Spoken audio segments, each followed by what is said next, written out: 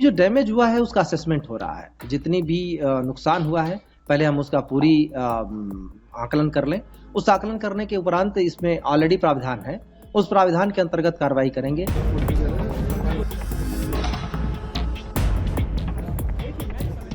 कानूनी तौर पर जितने भी प्राविधान हैं उन समस्त प्राविधानों को लागू करेंगे ताकि इस तरीके की हरकत कोई दोबारा न करने पावे।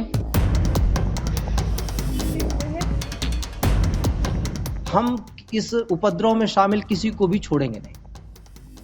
उत्तर प्रदेश के संभल में कोर्ट के आदेश पर हुई जामा मस्जिद के सर्वे के दौरान भड़की हिंसा के बाद पुलिस प्रशासन लगातार कार्रवाई कर रहा है।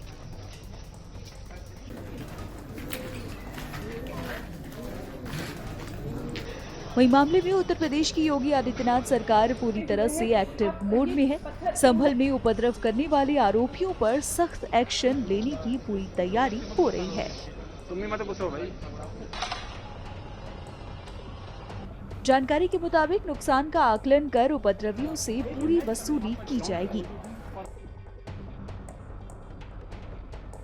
आरोपियों की पहचान कर ली गई है, जिस बारे में कमिश्नर ने जानकारी दी है। इंसिडेंट में अभी तक टोटल पुलिस की तरफ से 7 एफआईआर हुए हैं। 4 एफआईआर जो मृतक इस घटना में हुए उनके परिवारों की तरफ से हुए हैं। टोटल 27 लोग गिरफ्तार किए गए हैं, जिनमें से 3 महिलाएं हैं, 3 नाबालिग हैं जिनको जुवेनाइल होम भेजा गया है। 74 लोग अभी लोगों की मदद से और कैमरे और वीडियो फोटो की मदद से आइडेंटिफाई किए गए हैं। बाकी लोगों के आइडेंटिफिकेशन का काम चल रहा है। उसमें हमने लोगों की मदद लेने के लिए उनके वीडियो और फोटो भी जारी किए हैं ताकि उनको आसानी से पहचाना जा सके। लोगों से बातचीत जारी है। संभल में हालात सामान्य हैं।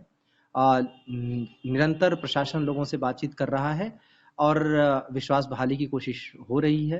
एहतियातन वहाँ पे जहाँ घटना हुई थी उस पूरे एरिया में फोर्स तैनात है और हम पूरा प्रयास कर रहे हैं। स्कूल कॉलेज खुले हुए हैं, बाजार भी खुले हुए हैं। हम पूरा प्रयास कर रहे हैं कि जितनी जल्दी स्थिति को सामान्य कर सके, हम पूरा प्रयास कर रहे हैं। रिपोर्टर द्वारा जब अपराधियों पर कार्रवाई किए जाने को लेकर सवाल किया गया तो कमिश्नर ने बताया कि अपराधियों की पहचान कर उनके खिलाफ कार्रवाई की जाएगी और किसी को भी बख्शा नहीं जाएगा। एक आरोप भी लग रहा है डिस्ट्रिक्ट एडमिनिस्ट्रेशन पे कि एक जो दल वहां से जा रहा था सर्वे के उपरांत, तो उसमें पर्टिकुलर नारे लगाए जा रहे हैं, लेकिन उनके खिलाफ कोई कार्रवाई प्रशासन की तरफ से नहीं की गई। देखिए, उस वीडियो को हमने देखा भी है, उसकी पड़ताल भी की है। वो वीडियो मस्जिद के आसपास के एरिया का नहीं है। जब सर्वे के उपरांत वो जो सर्वे की टीम जा रही थी उसमें जब वो हिंदू बहुल एरिया में पहुंचे, वहां पे कुछ लोग उनके साथ लग गए, उन्होंने नारे लगाए, अवश्य लगाए। उनको भी समझा बुझाकर शांत कराया गया। ठीक उसी तरह जैसे मस्जिद के सामने जब लोग नारे लगा रहे थे, धार्मिक नारे, तो उनको भी समझाया ही गया पहले। तो इसमें किसी को हम पीटने नहीं लगेंगे इस बात के लिए। हमारी पूरी कोशिश यही थी और शुरू से लेके आखिर तक कोशिश यही रही, तब तक जब तक की मजबूरी न हो गई कि हम लोगों को समझा बुझाकर ही इस पूरे प्रकरण में सामान्य स्थिति बहाल करें। लेकिन जो अनटुवर्ड्स इंसिडेंट हुआ वो इसलिए हुआ क्योंकि लोगों ने पथराव करने शुरू किए, गाड़ियों को आग लगाना शुरू किया, मस्जिद के ऊपर पथराव किया, पुलिस के ऊपर पथराव किया और भयंकर तरीके से पथराव किया। तो पुलिस को जो भी अनुमन्य उपाय है कानूनी, उसका सहारा लेना पड़ा। सर, ये भी इन्वेस्टिगेशन का पार्ट होगा कि सबसे पहले जो बात बताया जा रहा है, आरोप लगाए जा रहे हैं कि इंटेलिजेंस का फेलियर का आरोप, आप क्या कहेंगे इस पर? देखिए, हमें लखनऊ से सूचना तो दी गई थी कि इस तरीके की चीजें हरकतें की जा सकती हैं। प्रशासन ने अपनी तरफ से जितने भरपूर कदम हो सकते हैं उठाए, इसीलिए हमने 5 कंपनी वहां तैनात की थी। पूरी पुलिस फोर्स तैनात थी। हमारे मजिस्ट्रियल एडमिनिस्ट्रेशन के अधिकारी भी तैनात थे। छतों पर लोगों को तैनात किया गया था। ड्रोन कैमरे से हम शूटिंग भी कर रहे थे। हमने सामान्य कैमरे भी कई सारी जगहों पर लगाए थे। लेकिन अचानक से इस तरीके की चीजें हुई। हथियार वाला एंगल हम भांप नहीं पाए। जैसा कि आपने देखा होगा, एक फोटो जारी हुआ है जिसमें एक व्यक्ति हथियार लहराता जैसा प्रतीत हो रहा है, जिसकी जांच की जा रही है और से कई सारे और भी क्लिपिंग्स आए हैं। हम उसकी पड़ताल कर रहे हैं, पर हर जगह फोर्स नहीं लगाई जा सकती थी। वहां जो भौगोलिक स्थिति आप देखेंगे, अगर हमें फोर्स लगानी पड़ी तो हर एक नुक्कड़ नाके पर फोर्स लगानी पड़ेगी, जिसके लिए जितनी पर्याप्त उपलब्ध फोर्स थी उसके अनुरूप हमने पूरी तैयारी की थी।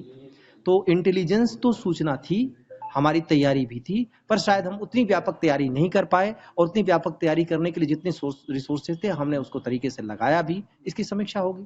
सर, शासन की तरफ से एक पीएसी की बटालियन भी संभल में लगाने के लिए आपने शासन को कुछ पत्र लिखा है कि बटालियन संभल में भी परमानेंट होनी चाहिए? हमने वहाँ पे रैपिड एक्शन फोर्स भी मंगाए हैं, हमने फर्दर फोर्सेज भी मंगाए हैं, ताकि स्थिति में कोई भी दोबारा इस तरीके की घटना को कारित न कर सके। इसके लिए पूरे जितनी आवश्यक फोर्स है वो हमने मंगा ली है। प्रशासन की सरकार की तरफ से भी जारी हुआ है कि जो आरोपी हैं उनके खिलाफ कार्रवाई की जाएगी, पेनल्टी भी इम्पोज की जाएगी। इस दिशा में क्या प्लानिंग एडमिनिस्ट्रेशन की तरफ से चल रही है? देखिए, अभी जो डैमेज हुआ है उसका असेसमेंट हो रहा है। जितनी भी नुकसान हुआ है पहले हम उसका पूरी आकलन कर लें। उस आकलन करने के उपरांत इसमें ऑलरेडी प्रावधान है, उस प्रावधान के अंतर्गत कार्रवाई करेंगे। कानूनी तौर पर जितने भी प्रावधान हैं उन समस्त प्रावधानों को लागू करेंगे ताकि इस तरीके की हरकत कोई दोबारा न करने पावे। हम इस उपद्रव में शामिल किसी को भी छोड़ेंगे नहीं। सर्वे ना हो सके और दूसरी गली आप देखिए यहाँ ये जो है वो सड़क से आती है